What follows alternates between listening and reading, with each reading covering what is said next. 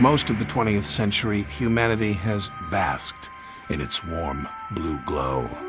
Day after day, night after night, it has been a constant companion and trusted resource, a portal to other times, places, and ideas.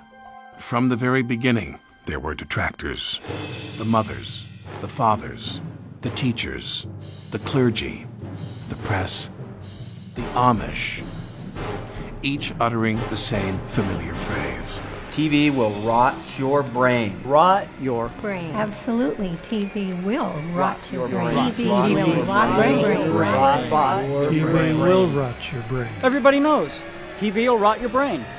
Was it just a cliche, an old wives' tale, an urban myth? Was there any science to this claim? Could TV literally decay, decompose, degenerate, disintegrate, putrefy, wither, and waste the human brain? There is no question that television has a physiological impact on the brain at the level of hurting the brain, deteriorating your mind activity. The mind turns into mashed potato.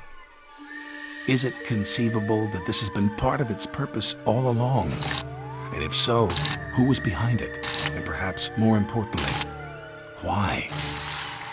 TV is a drug, right? It's crack. It's crystal meth squared, right? It's the worst thing in the world for your brain. And we've had it for 50 years, and it's pretty much kind of turned us into quasi-zombies. The question is, what for? Just to sell us products? I don't think so. There's something deeper in this project. Television as a plot to turn human gray matter into goo matter? On the surface, it seemed preposterous, the kind of far-flung conspiracy worthy of today's internet. But the clues were piling up long before, as far back as the very history of the medium itself. 3 television channels became 5. 5 became 13. 13 became 300. And finally, the birth of 24-hour cable TV. Hundreds of channels filled with relaxed standards programming. Around-the-clock TV paired with the perfect way to sleep in front of it. Could those flickering blue rays be tampering with brain tissue even as people slept? In 1977, Jerry Mander theorized on something called alpha waves, which is the type of brain activity induced onto the brain by television, and is the effect of emotionless mind. A mind that is turned passive to the point of total incapacity to think. Our children are going to grow up to be total mush-brained zombies. There's no hope for them. The content kept on coming and the channels kept growing. Many beamed directly from space, culminating in the phenomenon dubbed reality TV, a scriptless, plotless, pointless, thoughtless, relentless genre that dished up all the experiences humans missed while sitting on their couches. Their lives. And yet, no one cared. Why go to the exhausting effort of living a life when you could absorb one on TV? Unless, of course, it was all part of a vast conspiracy. Decades in the making. We've sort of submitted our judgment to the better judgment of television. Behind us is clearly a project of control and domination, which sooner or later will be revealed in the form of physical domination. Your parents were right, your teachers were right, even that creepy scoutmaster with the tight brown shorts was right. TV is slowly rotting your brain and turning it into a slimy, gooey, mushy blob of pudding, and there's nothing you can do about it. Once your brains are reduced to a cottage cheese like mush, we'll scoop them out with a melon bowler and gobble them right on up. Because we're aliens. That's kind of our thing. Could it be? Could every actor, director, producer, technician, boom mic operator, editor, makeup artist, PA, could everyone in this seemingly innocuous industry be playing a part in some sort of diabolical conspiracy? Absolutely. And there's nothing you can do about it. See?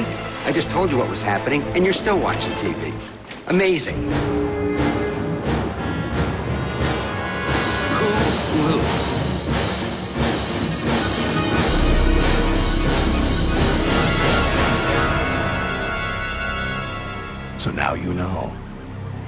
I'm Alec Baldwin. Enjoy the shows. What are we gonna do about it? We're gonna do nothing about it. We're powerless in front of the square box. We're powerless in front of the apparatus. And to be honest with you, I wanna keep watching Biggest Loser. The media conglomerate Hulu clearly designed this series of commercials to poke fun at the effect Hollywood has upon its masses. Although they're intending it to be humorous, there is an amount of truth in every joke, otherwise it wouldn't be funny. In Hulu's case, they put it right in front of your face, telling you exactly what prolonged exposure to television is doing to you, and then gloat in the fact that the average person will stay plugged in. The slogan in the commercial series is worth noting. Hulu, an evil plot to destroy the world. Enjoy.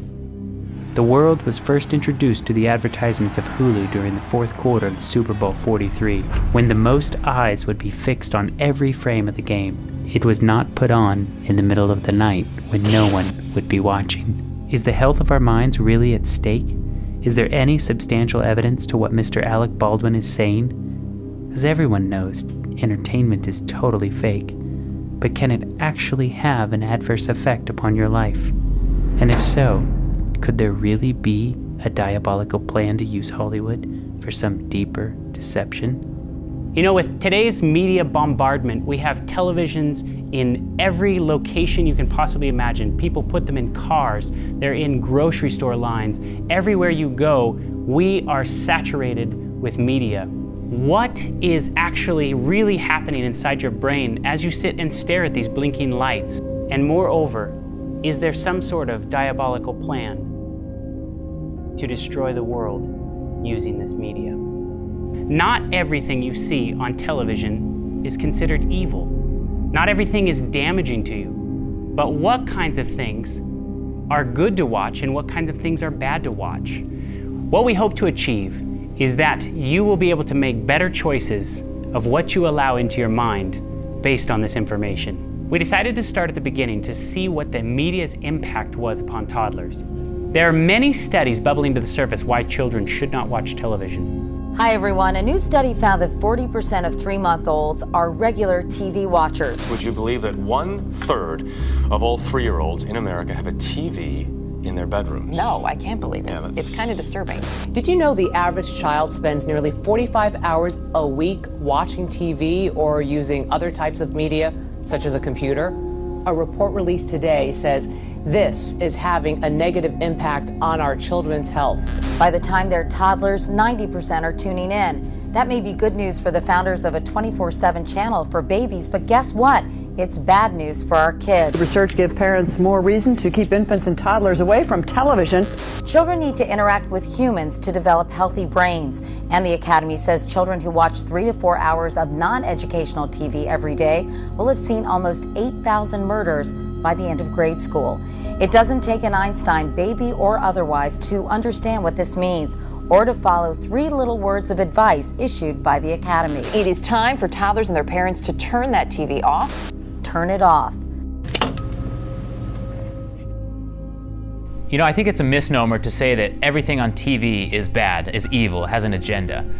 In fact, it might be hypocritical for us to sit here and say that because obviously we work in production and we're creating this documentary. So we went back to the beginning to see how media affects the brain, more specifically children's brains. So we took a road trip up to Seattle to interview Dr. Dimitri Christakis, in where he has spent the better half of 15 years researching the developing brain and while it's being influenced by television. The concern I had was that exposing the developing brain to the rapid sequencing of television programs, particularly baby DVDs, which are more rapidly sequenced even than normal television, would precondition the mind to expect high levels of input. And that would lead to shorter attention spans later in life. Reality couldn't, if you will, keep pace with the expectations that had been created by watching too much fast-paced programming later in life. And we found just that the more television that babies watched before the age of 3, the more likely they were to have attention problems later in life. Specifically, for each hour that they watched on a typical day before the age of 3, their chances of having attentional problems were increased by about 10%. So to put that another way, a baby who watched 2 hours of TV a day before the age of 3 would be 20% more likely to have attentional problems at age 7 compared to a child who watched none. And we followed that initial study up by looking at what children watched, because as you might imagine, not all shows are paced the same. And if our hypothesis was right, then the more fast-paced programs they watched, the greater their risk would be of having attentional problems. And that's exactly what we found. The more fast-paced programs they watched, the higher their risk. Slow-paced programs, particularly those that took place in real time, didn't appear to increase the risk at all. So that was part of a series of early studies looking into what I call the overstimulation hypothesis, that you can overstimulate the developing brain. So our work has progressed now to developing a mouse model of this. And if you will, we have what in effect is mouse television, and we expose newborn mice to overstimulation. We have them watch television, which is to say we have lights flashing and sound piped into their cage for about 6 hours a day, starting at 10 days of life through their childhood. And then we test their cognitive and behavioral development. And then what we find is that the overstimulated mice have shorter attention spans, are greater risk takers, and have poorer cognitive development than the normally weird mice. Now, when we're talking about children and you're exposing, or children are exposed to this, what age range are we really talking about? I mean, is there a difference between, a 5-year-old, 6-year-old, or 7-year-old? In 1970, the average age at which children began to watch television regularly was 4 years of age. And today, it's closer to 4 months of age. And that rapid shift hasn't occurred so much over the last 40 years as it has over the last 15 years. There were no products that were aimed at children that young prior to about 15 years ago. So the advent of baby DVDs and all of their claims of making children smarter, more musical, more mathematical, have really successfully gotten parents to put their babies in front of the television. And because babies' brains are very much a work in progress, the effects of baby TV are very different than the effects of preschool television. And if we have a conversation about preschool television, you'll hear me say very, very different things. Because although I'm a firm believer that TV exposure before the age of 2 should really be minimized, after the age of 2, there are programs which, if used appropriately, don't pose any risk to children at all. In fact, have been shown in many studies to proffer benefit. At a TED conference, Dr. Christakis showed that not every media production that is labeled educational is necessarily beneficial. Which brings us to Baby Einstein. Now, many of you probably have not seen Baby Einstein, but I will show you a random 20-second clip from Baby Einstein Day on the Farm, and here it is.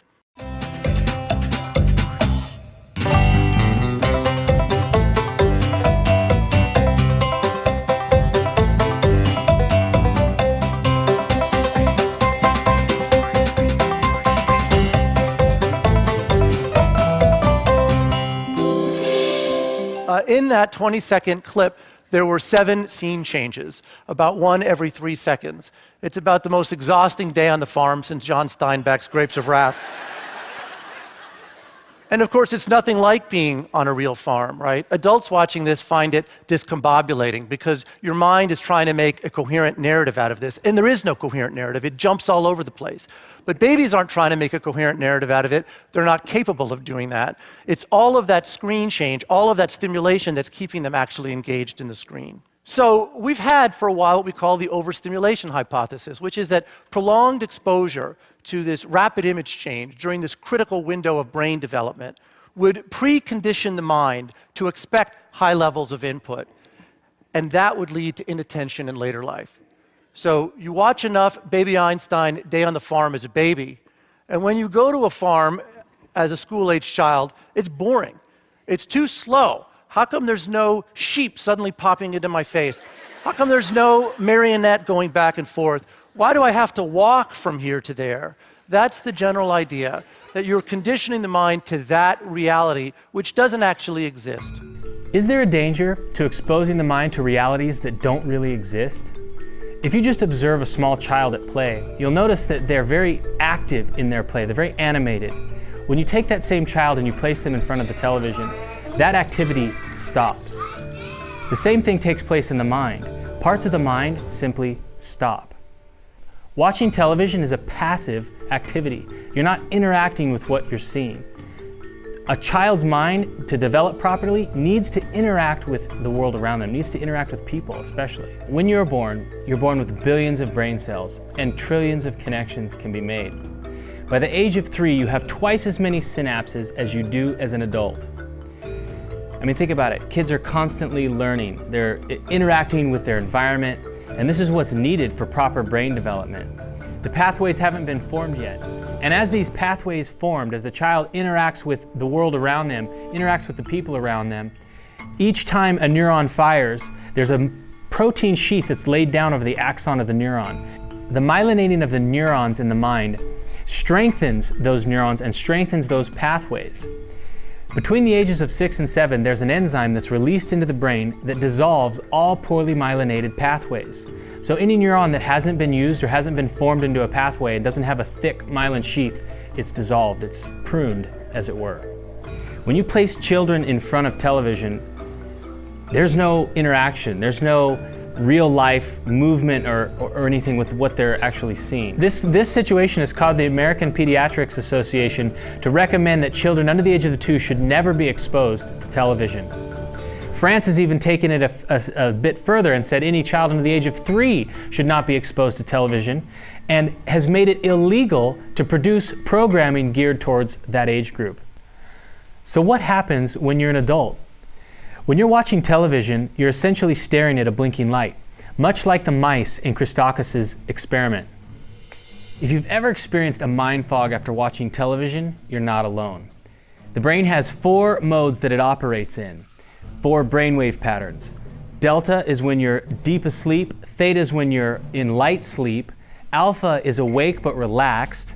It's the mode of thinking that you are in when you're in the most heightened state of suggestibility.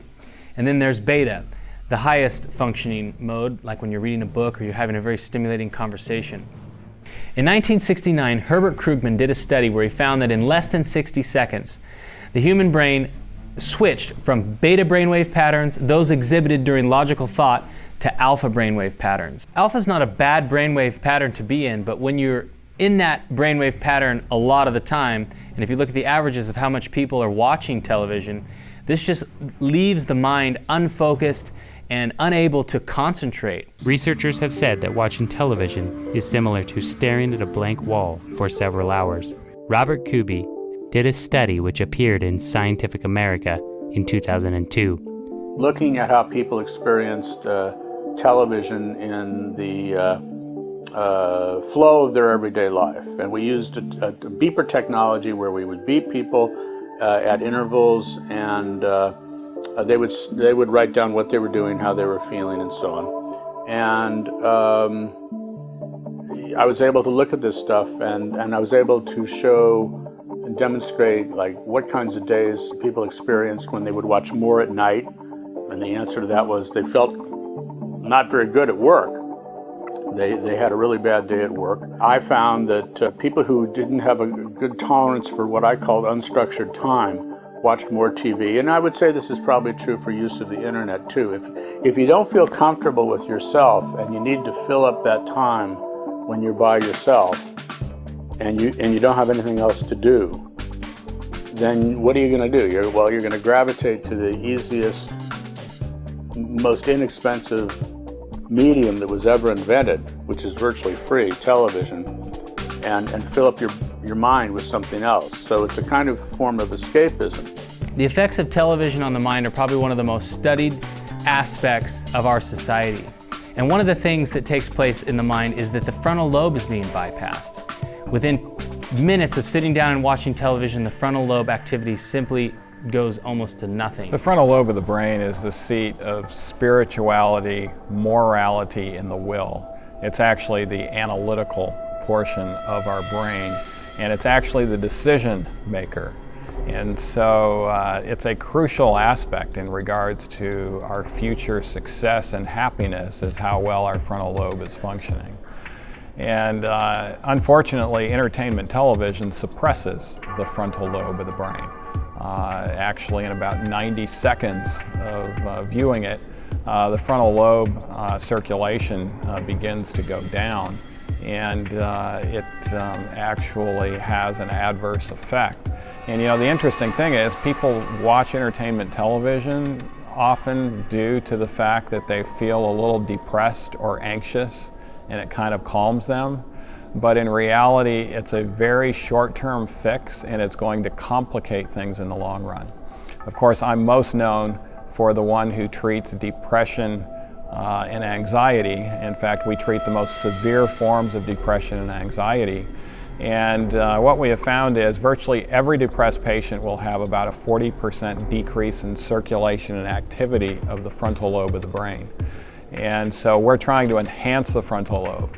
And so, you know, unfortunately, you know, a lot of these gadgets that produce this overstimulation, they can be fun for the short term.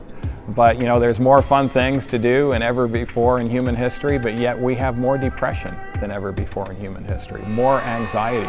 Mental health problems are skyrocketing throughout the world, and the entertainment medium is one of the primary reasons why this is occurring. Studies will clearly demonstrate that when you go to entertainment as a way to either get fun, and it becomes a habitual process, the risk of depression and anxiety will more than double. So we decided to drive down to LA and to talk to a top neurologist and find out really what's happening with the frontal lobe when we watch television. Well, each hemisphere has a prefrontal cortex, and it is, depending on how you measure it, 30 to 33% of the human neocortex. It has many functions which are often discussed in terms of cognition as executive abilities. I like to summarize it by having a role that you'd expect from a chief executive officer of a corporation, making strategic decisions, monitoring the performance of those activities, making corrections en route, and so on. It's also the source of social behavior. It turns out that humans are particularly visual animals. A lot of the information that is required for relating to the environment is visual. And so a lot of the posterior part of the neocortex is devoted to complex visual processing beyond the primary visual cortex. So that I think of it as a gradual reconstruction. Well, what you see is not necessarily a carbon copy of reality. What you see is a gradual coding and reconstruction of the signal in neurologic terms. And in that process, a lot of interpretation goes on. So Dr. Mendez says that the frontal lobe is like our command center. It's like where we make all these executed decision-making processes. That our perception of reality is based upon what we basically take in through our visual cortex. Now, question, could you change someone's reality based on what you give them visually to watch? Dr. Michael Rich, a media expert from Boston's Children's Hospital, wrote an article about what happens in your brain when you sit down and you watch a 3D movie, and here's what he says. So what does your brain do when it's sitting in a theater looking at a giant screen wearing 3D glasses and swimming in surround sound, processing 24 images that flip by per second? Your brain dutifully processes those stimuli and does little else. In fact, your prefrontal cortex, which is involved in impulse control, future thinking, and moral choices, is basically inactivated during this process. That is why you get lost in a movie. Also, researcher Jacob Jacoby found after testing 5,400 viewings that 83% of those viewers misunderstood or miscomprehended that which they watched only moments before. That's what happens when the prefrontal cortex or the frontal lobe is shut off. You know, one of the interesting things about educational TV, you know, for instance, C-SPAN is educational TV. It may not be the greatest education, but it's one camera view and there's a senator up there giving a talk and giving a lecture. And you'll see something happen when you're in a room. You know, I being a doctor, there's a doctor's lounge at the hospital I'm at. And often doctors look for educational TV when they're there together. And you will see them stand up and begin to vehemently argue against the television set. Because they'll say, you know what, he left this out. He left that out. He's not mentioning this. This is a very biased presentation. You will never see anyone argue with their television set when entertainment television is going on.